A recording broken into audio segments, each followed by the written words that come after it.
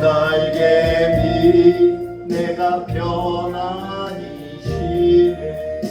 밤긴 봄이바람 불어도 아버지께서 날 지켜주시니 어디서 편안히 저 날개미 평안하다.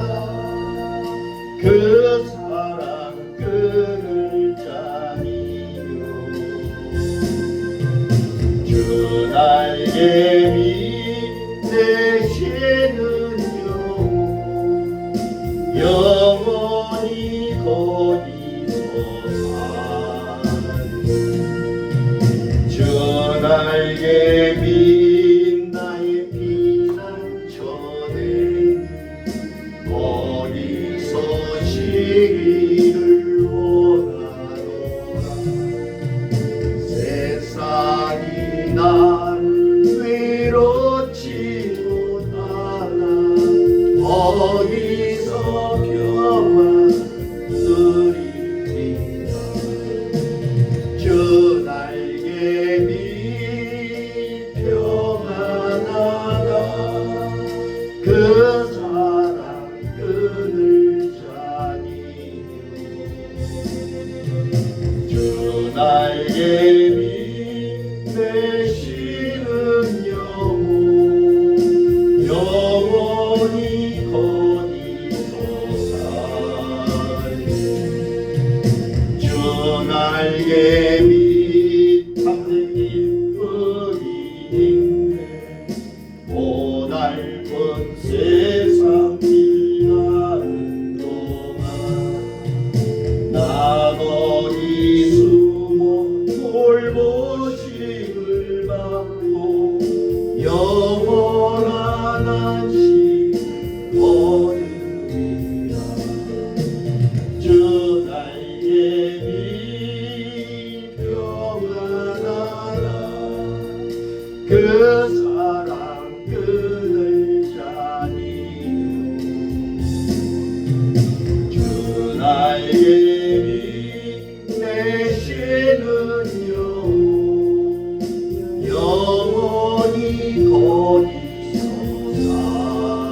살리. 2절입니다. 저 날개미 나의 피난처네. 어디서 쉬기를 원하노라. 세상이 나를 위로치 못하나 어디서 평안 누리리라. 저 날개미 평안하다. 그 사랑 끊을 자니요. 저 날개미 되시는 영혼 영원히 거기서 살리. 저 날개미 참된 기쁨이 있네. 고달픈 세상 길 가는 동안 아버지 숨어 돌보심을 받고 영원한 안식을 얻으리라. 저 날개미 평안하라. 그 사랑 끊을 자니요. 저 날개미 되시는 영혼 영원히 거기서 살리. 아멘. 주 날개 밑에서 영원히 우리가 살기를 원합니다. 시간이 되었으므로 묵도하심으로 하나님께 예배를 올려드립니다. 묵도하십니다.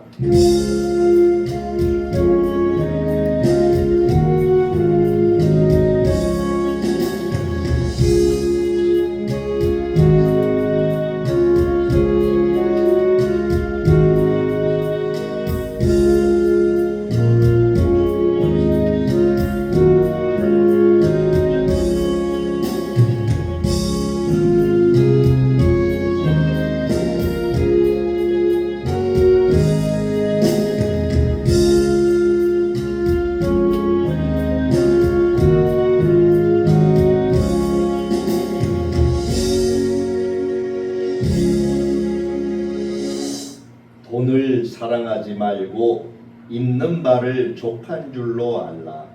그가 친히 말씀하시기를 내가 결코 너희를 버리지 아니하고 너희를 떠나지 아니하리라 하셨느니라.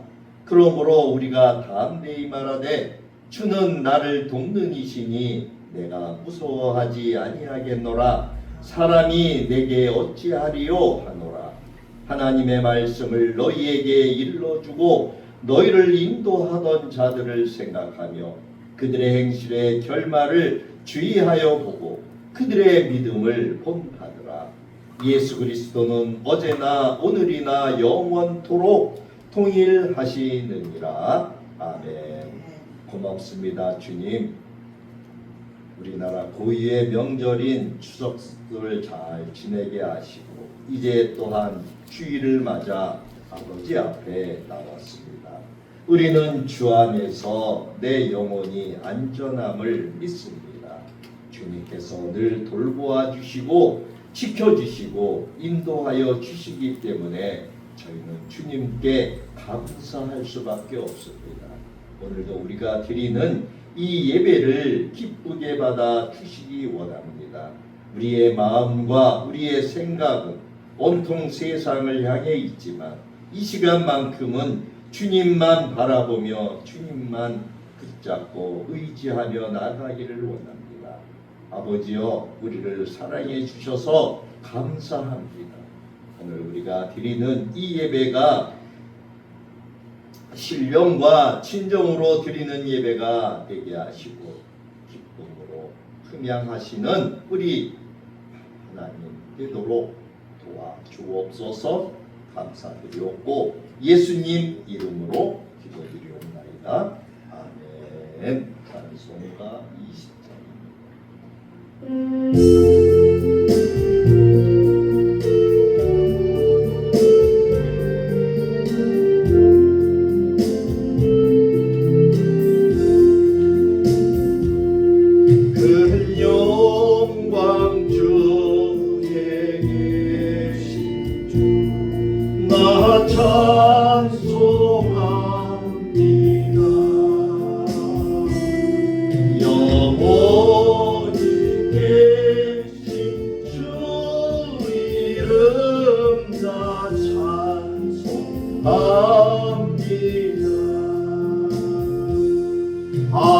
한없이 크신 능력 나 찬송합니다.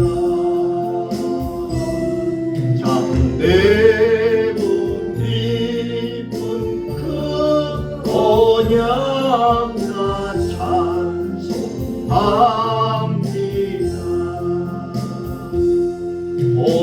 온전히 강조하시는 그 말씀이 있어 영원히 변치 않는 줄 믿사옵니다.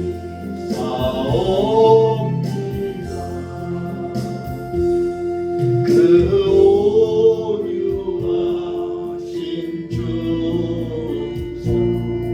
날 불러주시고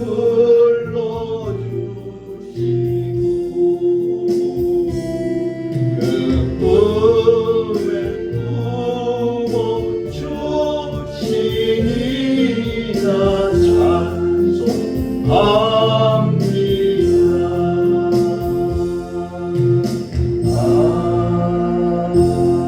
아멘. 교동문은 75번입니다.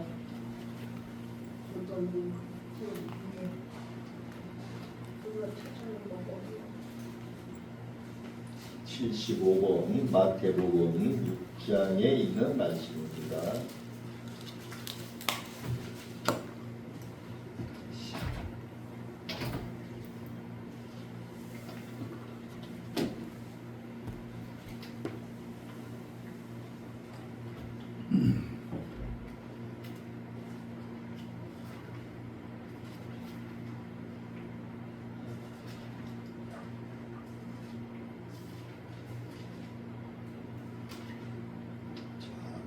같이 합독합니다.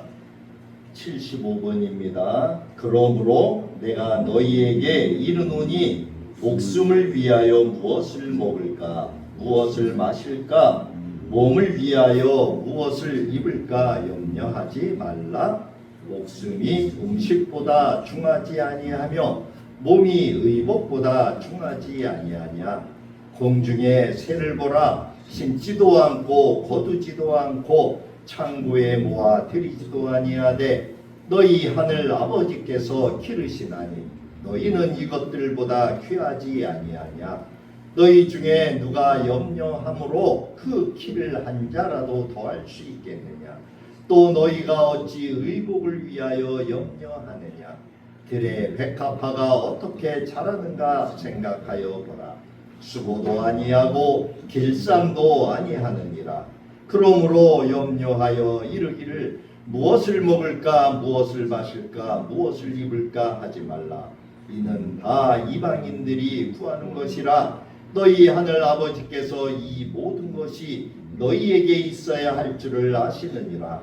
그런즉 너희는 먼저 그의 나라와 그의 의를 구하라. 그리하면 이 모든 것을 너희에게 더하시리라. 아멘. 사도신경으로 신앙을 고백합니다. 전능하사 천지를 만드신 하나님 아버지를 내가 믿사오며 그 외아들 우리 주 예수 그리스도를 믿사오니 이는 성령으로 잉태하사 동정녀 마리아에게 나시고 본디오 빌라도에게 고난을 받으사 십자가에 못 박혀 죽으시고 장사한 지 사흘 만에 죽은 자 가운데서 다시 살아나시며 하늘에 오르사 전능하신 하나님 우편에 앉아 계시다가 저리로서 산 자와 죽은 자를 심판하러 오시리라. 성령을 믿사오며 거룩한 공예와 성도가 서로 교통하는 것과 죄를 사하여 주시는 것과 몸이 다시 사는 것과 영원히 사는 것을 믿사옵나이다. 아멘. 413장입니다.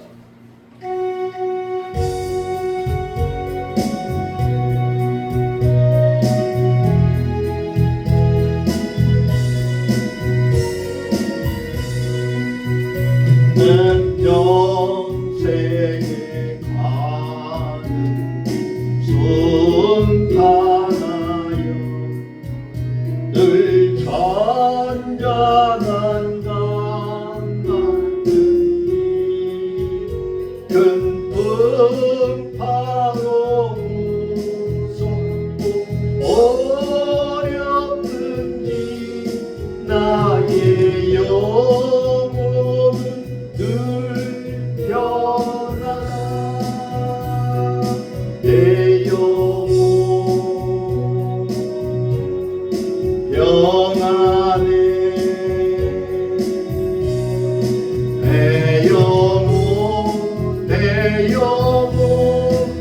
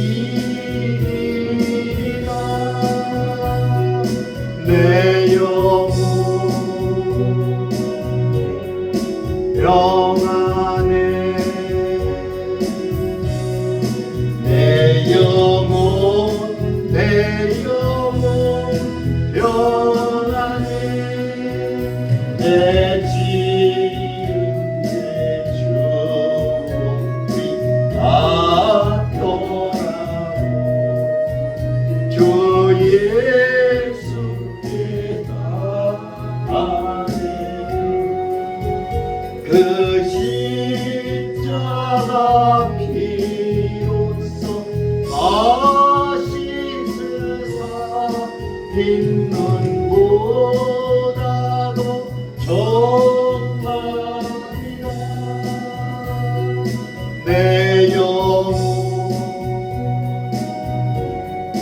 평안해 내 영혼 내 영혼 평안해 저 공중의 구름이 일어나며 큰 나팔이 울릴 때에 주셔서 세상에 심판해요 나의 영혼은 없으리 내 영혼 평안해 내 영혼 내 영혼 평안해 내 짐의 주옵이 앞돌아오 주 예수께 다 아뢰며 그 십자가 피로써 아시트사 긴 눈보다도 정하리라 내 영혼 평안해 내 영혼 내 영혼 평안해 저 공중의 구름이 일어나며 큰 나팔이 울릴 때에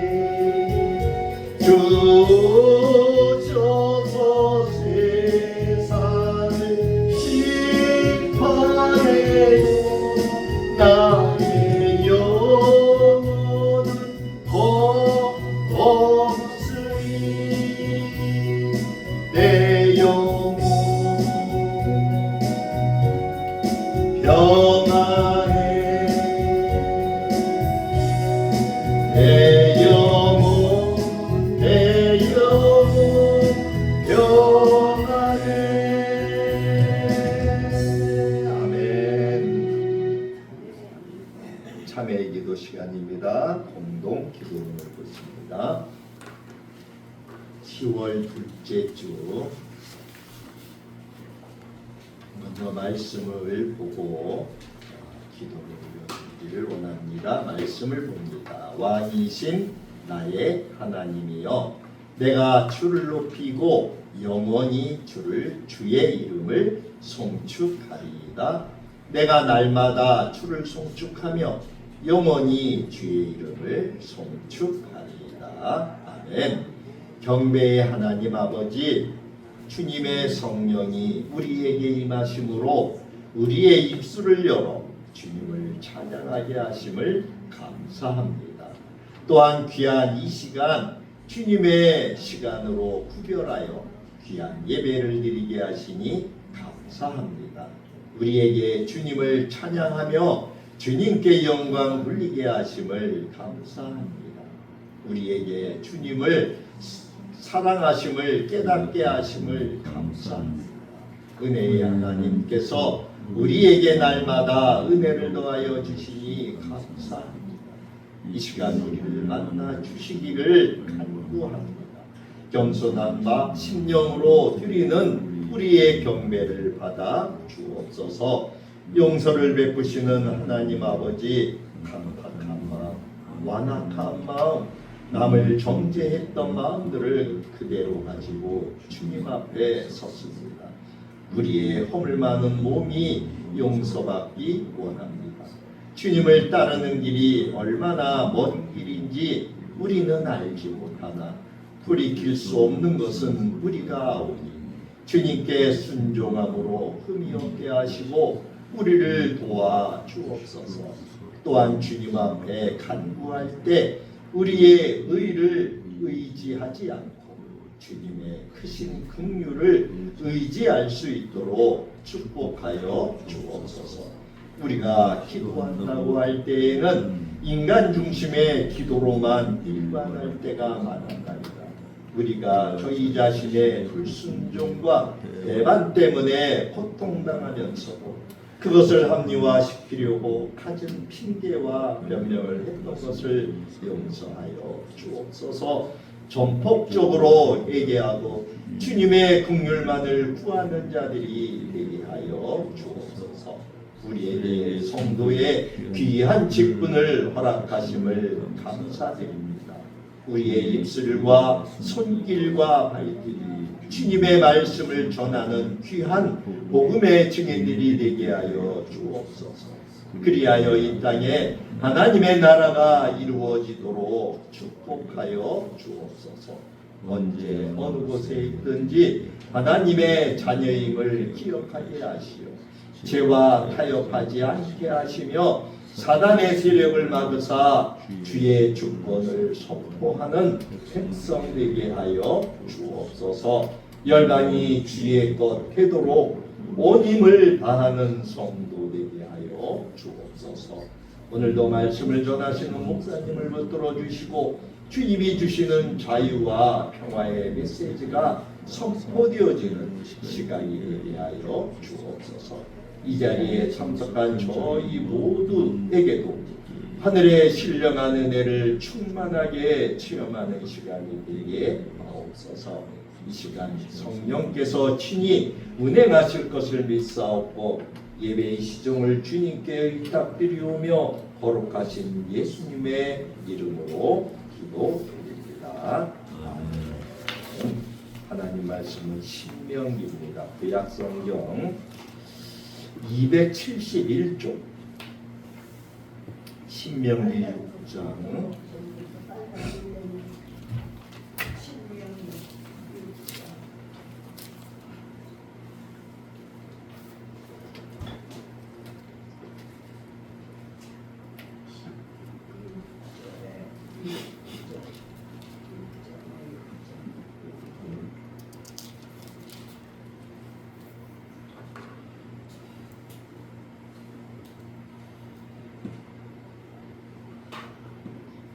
오늘 6절부터 9절이라고 해놨는데 1절부터 봤으면 좋겠습니다. 신명기 6장 1절부터 9절까지 보기로 하겠습니다. 구약성경 271쪽에 6장 1절입니다. 이는 곧 너희의 하나님 여호와께서 너희에게 가르치라고 명하신 명령과 규례와 법도라 너희가 건너가서 차지할 땅에서 행할 것이니 곧 너와 내 아들과 내 손자들이 평생에 내 하나님 여호와를 경외하며 내가 너희에게 명한 그 모든 규례와 명령을 지키게 하기 위한 것이며 또 내 나를 장구하게 하기 위한 것이라. 이스라엘아 듣고 삼가 그것을 행하라. 그리하면 네가 복을 받고 내 조상들의 하나님 여호와께서 네게 허락하신 것과 같이 젖과 꿀이 흐르는 땅에서 내가 크게 번성하리라. 이스라엘아 들으라. 우리 하나님 여호와는 오직 유일한 여호와이시니 너는 마음을 다하고 뜻을 다하고 힘을 다하여 내 하나님 여호와를 사랑하라. 오늘 내가 내게 명하는 이 말씀을 너는 마음에 새기고 내 자녀에게 부지런히 가르치며 집에 앉았을 때에든지 길을 갈 때에든지 누워 있을 때에든지 일어날 때에든지 이 말씀을 강론할 것이며 또 너는 또 그것을 내 손목에 메어 기호를 삼으며 내 미간에 붙여 표로 삼고 내 집 문설주와 바깥문에 기록할지니라. 아멘. 오늘은 신앙 고백, 그리고 예배, 그리고 예물, 이렇게 삼중주의에 대한 말씀을 전하려고 해요. 우리는 그동안 하나님께서 우리 그릇을 어떻게 다듬어 오셨는지 3주간에 걸쳐서 그 말씀을 보았습니다. 우리가 이제 하나님의 자녀가 되었는데 어떻게 신앙생활을 해야 하는 것이냐, 어떻게 신앙생활을 할 것이냐. 시대가 흐르면서 옛날에 그 간절했던 신앙의 그러한 생활들은 지금 많이 쇠퇴해져 가고 있죠. 그 열성과 열정들이 식어져 가고 있어요. 이 스코틀랜드라고 하는 나라를 아실 겁니다. 이 스코틀랜드는 한때 유럽의 종교 개혁의 심장이다. 그리고 성경 위에 세워진 나라다. 이렇게 불렸습니다. 이 유럽 대륙에서 일어난 그 칼빈 루터, 존 칼빈이나 루터, 이러한 개혁 정신이 이제 존 녹스를 통해서 스코틀랜드에 뿌리를 내리게 됩니다. 그리고 장로교의 제도와 말씀 중심의 예배와 그리고 성경의 교육을 도입하게 됩니다. 1560년 스코틀랜드에 의해는 이제 로마 가톨릭과의 결별을 공식 선언합니다. 그리고 스콧 컴팩션이라고 하는 그 신앙의 고백서를 채택하게 됩니다. 그들의 열정은 단지 예배와 교리의 개혁에 그치지 않았습니다. 가정과 또 학교에서 성경의 교육이 이루어졌고 모든 계층의 사람들이 하나님의 말씀을 배우고 가르쳤습니다. 그 결과 이 스코틀랜드는 수백 년 동안 강력한 복음의 영향력을 유지했습니다. 국민 대다수가 크리스찬이라는 그렇게 고백하는 나라가 되었습니다. 그러나 세대가 지나며 변화가 찾아왔습니다. 신앙의 교육이 느슨해지고 가정에서 복음을 전하는 그러한 전통이 약해지게 되었으며 교회가 점점 다음 세대보다는 현재 세대의 편의와 필요에만 집중하면서 복음의 전송이 끊어진 것이에요. 2022년 인구 조사 결과 이 스코틀랜드에서 스스로를 크리스찬이다라고 밝힌 사람은 불과 20% 정도 남짓하다고 합니다. 그리고 절반이 넘는 51%가 나는 어떤 종교도 믿지 않는다. 이렇게 답했다고 합니다. 수백 개의 예배당이 문을 닫았고 지금은 관광객들이 사진을 찍는 옛 건물로만 남아 있습니다. 그곳에서 들리던 찬송 소리, 기도의 울림은 더 이상 들리지 않게 되었습니다. 이 종교개혁의 심장이었던 이 땅이 이제는 영적으로 식어버린 이러한 현실을 우리는 오늘날 볼 수가 있습니다. 첫 번째 신앙 고백이에요. 신앙 고백. 오늘 신명기 6장 7절에 보니까 오늘 내가 내게 명하는 이 말씀을 너는 마음에 새기고 7절에 내 자녀에게 부지런히 가르치며 집에 앉았을 때든지 또 길을 갈 때든지 누워 있을 때든지 일어날 때든지 이 말씀을 강론할 것이며 이렇게 말씀하고 있어요. 불과 이 한 세대 두 세대 만에 이 기독교의 나라가 이제 세속화된 나라로 변화가 되었지 않습니까? 그렇게 바뀐 이유가 무엇일까요? 그것은 부모 세대가 자녀들에게 믿음을 진지하게 가르치지 않았고 가정 예배와 말씀의 나눔이 사라졌기 때문이에요. 교회 공동체가 복음 안에서 다음 세대를 품고 양육하는 일을 뒤로 미루고 소홀히 했기 때문에. 우리는 올림픽 경기를 봅니다. 올림픽 계주 경기에서 아무리 빠른 주자가 달려도 이 바통을 제대로 전달하지 못하면 이 팀은 실격하게 됩니다. 우리가 열심히 달려온 이 믿음의 경주가 아무리 뜨겁고 아름다워도 그 믿음을 다음 세대에게 온전하지 전달하지 못하면 우리의 경주는 완전히 승리가 될 수 없습니다. 사사기 2장 10절에 보니까 그 세대의 사람도 다 그 조상들에게로 돌아갔고 그 후에 일어난 다른 세대는 여호와를 알지 못하며 여호와께서 이스라엘을 위하여 행하신 일도 알지 못하더라. 이렇게 말씀하고 있어요. 여기서 그 세대의 사람은 누굽니까? 이 여호수아와 함께 가나안 땅을 정복하고 하나님의 기적을 직접 경험했던 그 세대들을 말해요. 이들은 홍해가 갈라지는 기적도 체험했습니다. 요단강이 멈추는 사건도 보았어요. 그리고 여리고성이 무너지는 일도 보았습니다. 또한 하나님이 주신 그 약속의 땅에 들어가는 은혜를 눈으로 보고 살았던 사람들이에요. 하지만 시간이 흘러서 그 세대가 이제 모두 세상을 떠나자 그 다음에 태어난 세대는 하나님을 인격적으로 알지 못했습니다.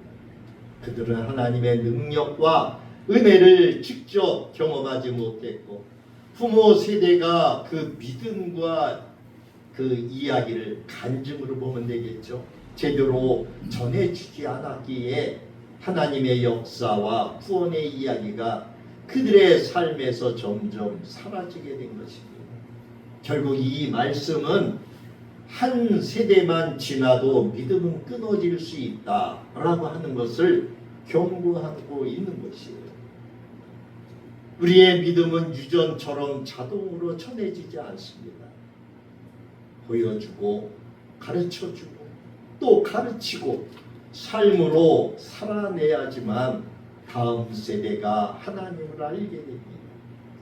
한 세대의 사명은 믿음을 지키는 것에만 멈추지 않고 그 믿음을 온전하게 전달하는 데 있다라고 하는 것입니다. 이 귀한 복음의 바통을 우리 자녀 세대에게 떨어뜨리지 않고 전하는 것이 바로 오늘날 우리에게 맡겨진 사명인 것이에요. 두 번째는 예배와 그리고 예물, 헌금이라고 하죠. 요즘은 예배와 예물입니다. 마태복음 6장 21절을 보면 내 보물이 있는 그곳에는 내 마음도 있느니라 말씀하고 있어요. 서울의 한 교회에 젊은 세대가 많은 담임 목사님이 계셨습니다. 이 교회는 찬양이 뜨거웠어요. 그리고 예배에 참석률도 높았어요.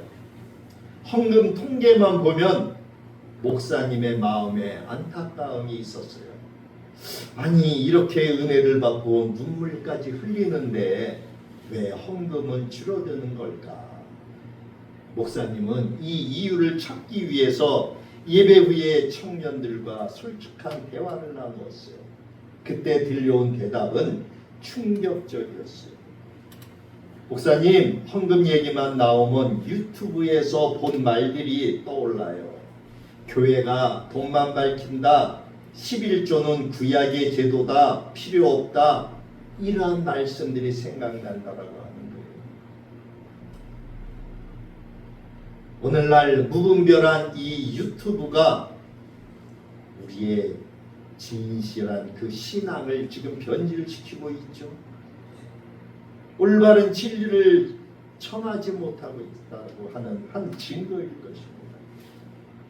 이 젊은 목사님은 젊은 청년들의 머릿속에는 이미 이 헌금은 교회의 탐욕이라고 하는 프레임이 덮어 있음을 깨달았어요. 그래서 목사님은 이 왜곡된 프레임을 깨트릴 새로운 방법을 찾기 위해 기도했어요. 그리고 다음 주일 설교를 이렇게 시작을 했습니다. 사랑하는 성도 여러분, 오늘은 하나님의 주권 고백에 대해서 말씀드리겠습니다. 이 목사님은 헌금이라는 단어 대신에 하나님의 주권 고백, 감사의 예물, 믿음의 씨앗이라고 하는 표현을 사용했어요. 그러면서 이렇게 덧붙였습니다. 여러분이 드리는 돈은 돈이 아니라 주인자리를 하나님께 내어드리는 마음입니다. 이 설교 이후에 신기한 변화가 일어났어요. 11조라고 하는 단어를 피했는데도 오히려 헌금 참여율이 높아진 것입니다. 성도들은 교회가 돈을 요구한다라고 하는 부정적인 프레임에서 벗어나 하나님께 고백한다라고 하는 긍정적인 마음으로 변했습니다. 세상의 프레임이 아니라 주님의 말씀 안에서 드림이 곧 예배임을 깨닫게 되었고, 그리고 기쁨과 감사로 주님께 드리게 된 것이에요. 마가복음에 보면은 12장 41절에서 44절에 보니까 예수님께서 헌금에 대해서 말씀하신 구절이 나와요. 제가 봉독해 올려드립니다. 예수께서 헌금함을 대하여 앉으사 무리가 어떻게 헌금함에 돈 넣는가를 보실세, 여러 부자는 많이 넣는데 한 가난한 과부는 와서 2렙돈 곧 한 고드란트를 넣는지라. 예수께서 제자들을 불러다가 내가 진실로 너희에게 이르노니 이 가난한 과부는 헌금함에 넣는 모든 사람보다 많이 넣었도다. 그들은 다 그 풍족한 중에서 넣었거니와 이 과부는 그 가난한 중에서 자기의 모든 소유 곧 생활비 전부를 넣었느니라 하시니라. 예수님은 부자들은 남은 것 중에서 드렸다는 거예요. 그렇지만 이 가난한 과부는 자기가 가진 것이 없었기 때문에 자기의 생활비 전부를 드리게 되는 그 마음을 주님은 보신 거예요. 헌금의 가치는 액수가 아니라 마음의 태도와 순종에 있는 거예요. 우리 창세기 28장에 가보면 야곱의 이야기가 나옵니다. 야곱은 창세기 28장 22절에서 어떻게 고백을 하는가를 한번 보니까 하나님께서 내게 주신 모든 것에서 10분의 1을 내가 반드시 하나님께 드리겠나이다 하였더라. 이 야곱은 하나님이 자기에게 주신 것 가운데서 10분의 1을 반드시라고 했어요. 하나님께 드리겠습니다. 이렇게 고백했다는 거예요. 내 것 10 중에 억지로 하나를 드리는 것이 아니죠. 하나님이 내게 주신 것 중에 내게 주신 것 그 10 중에 하나를 드리겠다는 거예요. 내가 열심히 해서 내 능력으로 10을 번 것 같아요. 그러나 실은 하나님의 은혜로 하나님이 채워주신 것입니다. 그 은혜에 감사함으로 주님 것을 주님께 드리는 거예요.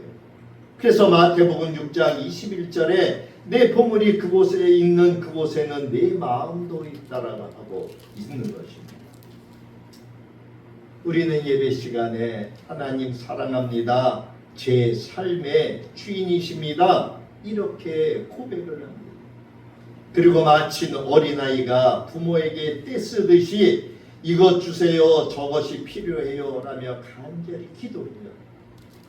그러면 그 기도에 하나님께서 응답하시고, 그리고 우리의 필요를 채우시고, 그리고 풍성히 공급해 주시고. 그런데 문제는 언제예요? 그 다음부터예요. 하나님의 은혜로 채워진 순간부터 우리는 이렇게 말하죠. 이건 내가 열심히 일해서 번 돈이에요. 왜 다시 드려야 하죠?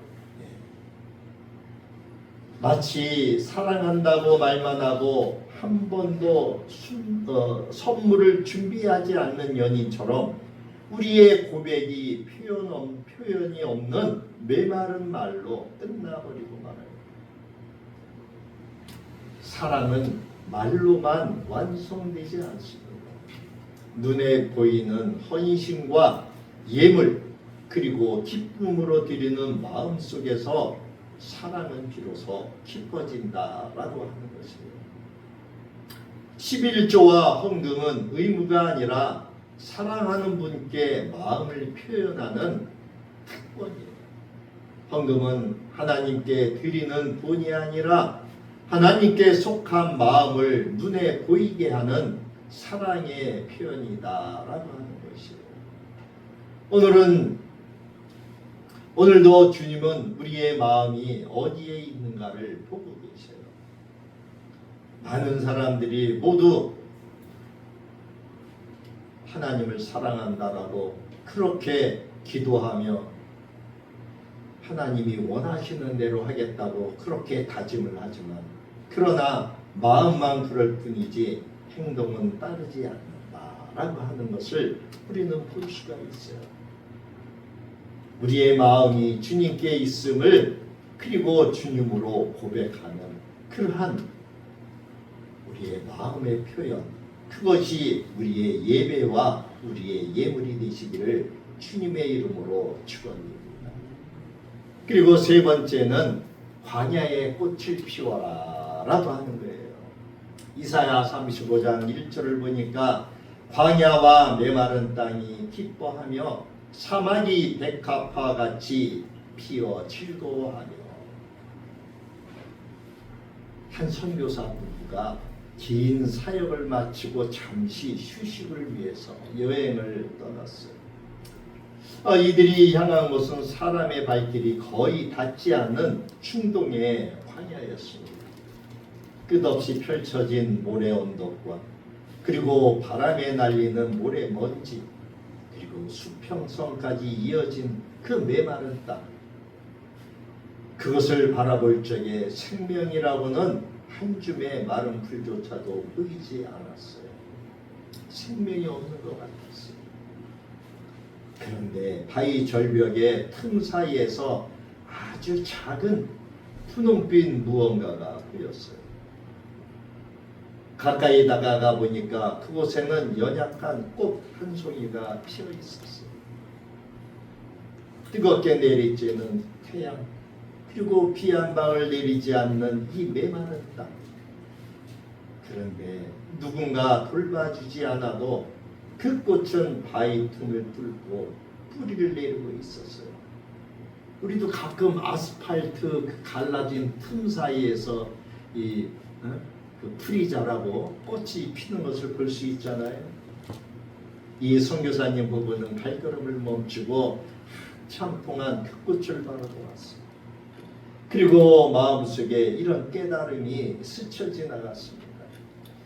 이것처럼 메마르고 거친 환경에서도 하나님은 생명을 피워내시는 분이시구나. 우리가 서 있는 자리가 비록 광야 같아도 하나님이 약속하셨다면 반드시 생명을 주시고 지키시는구나. 그날 이후 이 선교사님 부부는 사역지에서 어려운 순간을 맞을 때마다 그 꽃을 떠올렸습니다. 그리고 광야 가운데서도 떠나지 않으시고 지키시는 하나님을 더욱 신뢰하게 되었다고 합니다. 창세기로 다시 돌아가서 창세기 28장 13절부터 15절에 보니까 야곱이 그 일생에서 이 선교사님처럼 깨달은 그것이 나오게 되죠. 그곳에 있는 말씀을 제가 봉독해드리면, 또 본즉 여호와께서 그 위에서 이르시되 나는 여호와니 너희 조부 아브라함의 하나님이요 이삭의 하나님이라. 내가 누워있는 땅을 내가 너와 내 자손에게 주리니 내 자손이 땅에 티끌같이 되어 내가 서쪽과 동쪽과 북쪽과 남쪽으로 퍼져나갈지며 땅의 모든 족속이 너와 내 자손으로 말미암아 복을 받으리라. 내가 너와 함께 있어 내가 어디로 가든지 너를 지키며 너를 이끌어 이 땅으로 돌아오게 할지라. 내가 네게 허락한 것을 다 이루기까지 너를 떠나지 아니하리라. 이렇게 말씀하셨어요. 야곱은 이 모든 것을 이른 듯한 그 밤을 지금 맞이하고 있었어요. 형 에서를 피해서 도망을 치고 있었던 것이죠. 집을 떠나서 가족과 떨어져서 이 광야에서 이제 베개를 돌을 삼아 지금 누워서 하늘을 바라보고 있었던 야곱은 형 에서를 속이고 아버지를 떠나고 그리고 그 두려움 속에서 도망가는 길에 있었습니다. 그 광야에서 돌을 베개 삼아 누워있던 그 밤에 하나님께서 먼저 찾아오신 거예요. 그러시면서 하나님께서 야곱에게 약속하신 거예요. 내가 너와 함께 하겠다. 내가 어디로 가든지 너를 지키고 다시 집으로 돌아오게 하겠다. 내가 약속한 것을 다 이루기까지 너를 떠나지 않겠다. 야곱은 아무것도 하지 않았어요. 그저 누워서 자고 있었을 뿐인데 꿈속에 하나님께서 먼저 찾아오셨어요. 그러시면서 찾아오셔서 동행할 것과 또 보호해 주실 것과 회복해 주실 것을 약속해 주셨어요. 우리는 궁금증이 생겨나죠. 여기서 아니 왜 하나님은 이 속임을 당한 에서의 편에 서지 않고 이 속였던 야곱의 편에 서셨을까? 이런 생각을 우리는 이 창세기 28장을 읽다 보면 그러한 의문을 많이 생깁니다. 그런데 우리는 한편으로 이렇게 생각해 볼 수가 있어요. 하나님이 야곱을 택하신 것은 불공평한 어떤 편애가 아니라고 하는 거예요. 하나님이 어떤 사람을 사용하시는가 라고 하는 그 하나님의 은혜의 증거로 야곱을 택하셨다라고 하는 거예요. 야곱은 분명 속이는 사람이라고 하는 그 이름에서도 뜻을 가지고 있어요. 속이는 자. 그러나 하나님은 이 야곱을 변화시켜서 언약의 사람으로 빚어가셔요. 마치 토기장이가 그 토기를 만들듯이 토기장이 하나님은 이렇게 우리를 빚어가셔요. 이 야곱은 광야에서 그리고 약복강에서 수많은 실패와 시름을 거치면서 속이는 자에서 이제 이스라엘이라고 하는, 다시 말하면 이스라엘의 뜻은 뭡니까? 하나님과 겨루어 이기는 자, 그 이스라엘로 변화되죠. 나중에는 여수른이라고 하는 이름까지도 받게 되죠. 여수른이라고 하는 이름은 무슨 뜻을 가지고 있어요? 하나님의 의로운 사람이라는 뜻을 가지고 있어요. 우리 하나님은 완전한 사람을 택하시는 것이 아니에요. 은혜로 불러서 변화시키시는 분인 것을 우리는 성경 여러 곳에서 볼 수 있어요. 성경에 택함 받은 사람들을 보십시오. 여러분, 그곳에 훌륭한 사람이 있습니까? 다 모자르고 다 연약하고 다 쓰러져 주저앉고 그런 사람들을 하나님은 은혜로 부르셔요. 그리고 그 사람을 이렇게 변화시키셔서 하나님의 사람으로 빚으셔요. 그리고 하나님의 사람으로 쓰시는 것입니다. 그 은혜 앞에서 야곱이 소원한 거예요. 오늘 우리 창세기 그 말씀입니다. 야곱이 소원합니다. 하나님이 나와 함께 하시고 나를 지켜주시고 먹을 것과 입을 것을 주셔서 평안히 내가 집으로 돌아가게 하신다면 여호와는 나의 하나님이 되실 것입니다. 그리고 하나님께서 내게 주신 모든 것에서 10분의 1을 반드시 드리겠습니다. 아까 창세기 읽어드렸던 말씀이 그러한 뜻이에요.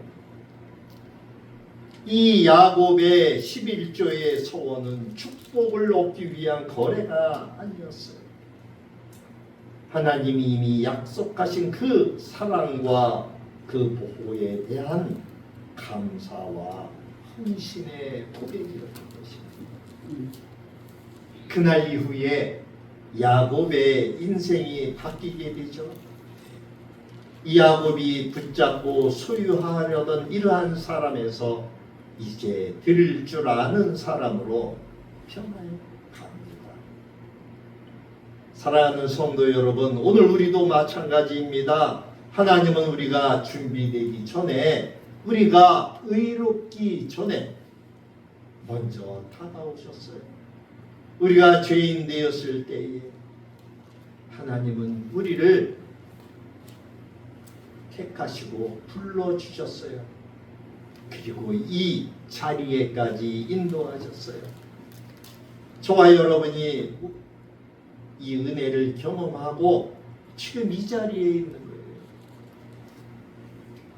우리는 드림과 순종으로 주님의 뜻에 우리는 더욱더 주님 곁에 가까이 나아가야 할 줄로 믿습니다. 그리고 주님이 우리에게 당부하셨던 것처럼 내 사랑하는 가족들, 내 사랑하는 이웃들, 네 몸과 같이 사랑하라고 하신 말씀처럼 우리는 이웃을 사랑하며 그들을 위해 기도해야 돼요. 하나님을 알지 못하는 자들을 위해서 기도해야 돼요. 어제 토요일 날 저하고 잘 이렇게 가까이 지내시는 목사님이 전화가 왔어요. 가끔 서로 속마음 얘기를 잘해요. 연세가 74인가 되신 목사님이신데 가끔 그 속마음 얘기를 서로 잘 하게 그렇게 이제 그렇게 지내는 목사님인데, 목사님 기도 좀 해주세요 그러시는 거예요. 그래서 왜 무슨 일이 있습니까? 우리 큰 며느리가 암이랍니다. 그러는 거예요. 지금 나이가 어떻게 되셨어요? 이제 39이요. 그 아들은 41하고 며느리는 39.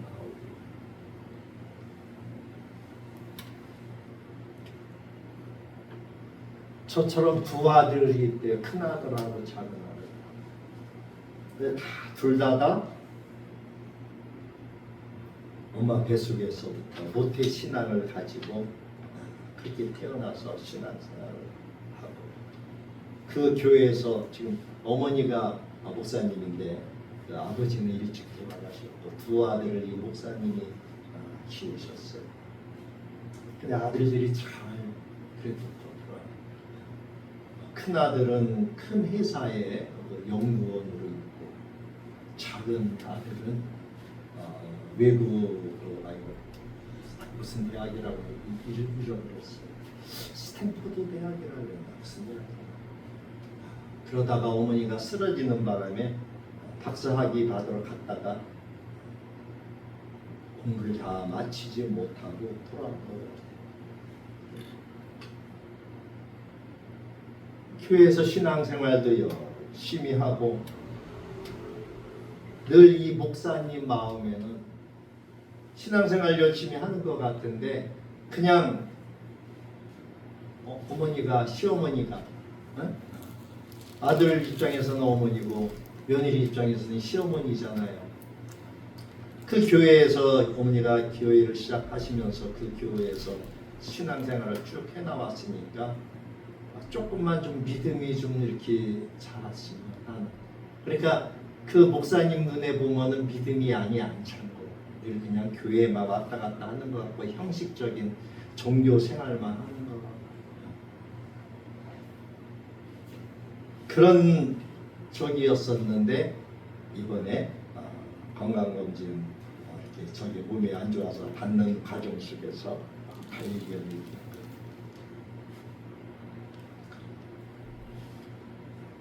그래서 인천에서부터 안산까지 교회를 다녔죠. 어머니 교회를 오는데 이제 몸도 그렇고 저기 하니까 가까운 교회로 나가고 있다라고 하는 거예요. 근데 이 며느리가 이제 자기 몸이 이제 암이 걸렸다는 이제 의사의 진단을 받고 나서 이제 정말 하나님을 붙잡기 시작을 하겠죠. 그렇죠? 우리가 마음이 우리가 또 몸이 어떤 그런 상황이 되면 하나님께 매달리잖아요. 믿음도 깊어지고 진실한 마음으로 하나님을 부르고 기도하고 찬양하면서 눈물도 흘리고 그 아들이 그러한 소식을 전해준다. 그러면서 아들한테 물어보고 우리 어머니도 이제 조금 그 인천의 근처에 조금 큰 교회를 다니는 거예요. 우리 어머니도 저렇게 설교를 하셨어요? 남편한테 물어보더라고요. 그러니까 늘 그냥 교회에 나갔으니까 그냥 목사님이 그냥 시어머니가 하는 설교를 그냥 한 귀로 듣고 한 귀로 흘러버리고 뭐 그냥 그렇게 큰 관심 없이 그냥 이렇게 교회에 출석만 했죠.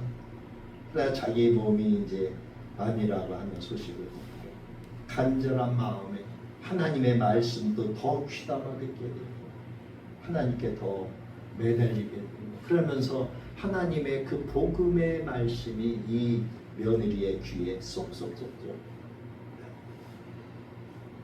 하나님을 만나게 된 것이죠. 그러면서 기도를 부탁을 했어요. 그 94 되신 친정어머니를 모시고 계셔요. 지금 7년째 모시고 계세요. 그 목사님을 아는 게 한 6년? 6년이 더 됐군요. 한 6, 7년 된 것 같아요. 그래서 어떻게 그러다 보니까 이제 좀 통화도 자주 하게 되고 그러면서 서로 기도에 부탁을 서로 하게 되는. 그래서 이제 저희 두 아들 이름도 메모해 놓고 기도해 주고 저는 그 아들 두 아들하고 며느리 이름 메모해 놓고 기도해 주고 이렇게 서로 또 무슨 일이 있으면 그거에 대해서 기도해 달라고 전화하고 저도 또 기도거리 있으면 기도해 달라고 전화. 어제 그 통화를 하고 나서 또 그 며느리의 고백을 이렇게 듣고 나서 생각을 하게 됐어요. 우리가 매일같이 하나님께 또 하나님을 사랑한다고 하나님을 이렇게 주인이라고 고백을 하지만 과연 우리의 정말 생활 가운데서는 얼마나 우리가 그러한 마음을 가지고 매일의 생활을 하고 있는가. 정말 우리가 진심으로 진정으로 하나님을 만나는 보았나 경험은 해야 신령과 진정으로 드린다라고 하는 그 신령과 진정으로 예배를 드린다라고 하는 것이 무엇인가? 우리에게는 어떤 큰 그러한 일들이 닥치지 않고서는 하나님을 진정으로 만나보기가 어렵죠. 그래서 그 만난 하나님을 고백하는 것을 우리는 신앙 고백한다고요. 우리가 신앙생활을 한다라고 하면서 매주 교회에 나오지만 그러나 나머지 6일 동안 세상 가운데서는 얼마만큼 우리가 하나님을 생각하며 하나님을 기억하며 그분께 정말 나의 마음을 다해서 어떤 대화를 나누고 있는가. 그러한 것을 다시 한번 돌아보게 되었어요. 저와 여러분이 오늘 이 말씀을 통해서 야곱처럼 정말 우리가 의롭기 전에 우리가 죄인 되었을 적에 먼저 다가오셨던 그 주님, 그 예수님을 다시 한번 생각하면서 우리가 이 시간에 그러한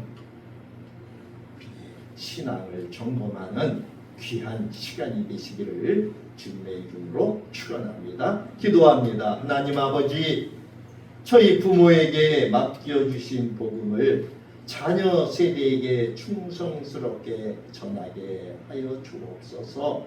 우리의 가정과 교회가 믿음의 학교가 되게 하시고 다음 세대가 하나님을 알고 사랑하며 그분의 길을 걷게 하옵소서.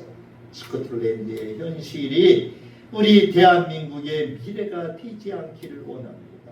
다음 세대에서 이 복음의 불씨가 꺼지지 않기를 원합니다. 다음 세대의 손에 이 복음의 바통을 잘 쥐어져 전달할 수 있게 하여 주옵소서. 하나님 아버지, 우리의 삶의 물질의 주인이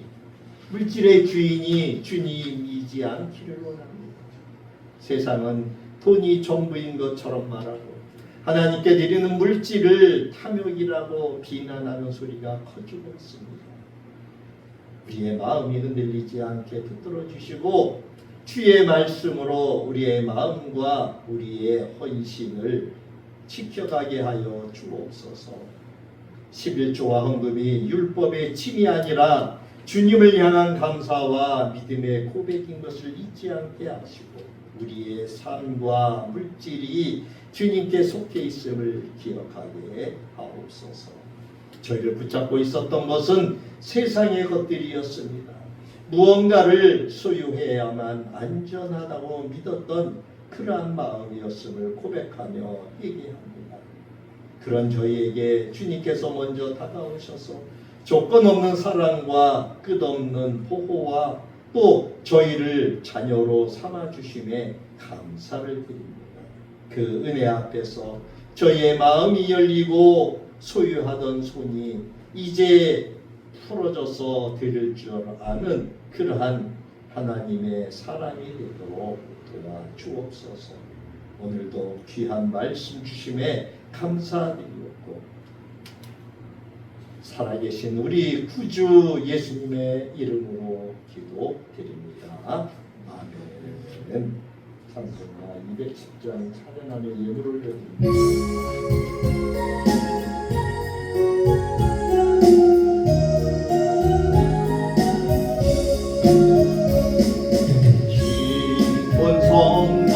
같은 교 그의 영광 가노다. 허락하신 말씀대로 주같이 세웠다. 안서히 세운 교 흔들 자가 누구냐. 애워싸고 아무 근시 없도다. 생명샘이 솟아나 모든 성도 가시니 언제든지 흘러넘는 부족함이 없도다. 이런 흘러간 목마를 자누르랴. 주의 은혜 풍족하여 넘치고 넘친다. 주의 은혜 내가 쉬운 데서 되는데 사랑 이방에 주를 찬송하리라. 세상과 모든 영이 같지만 내가 그나 주의 자녀와 일고 영원 무궁하도다.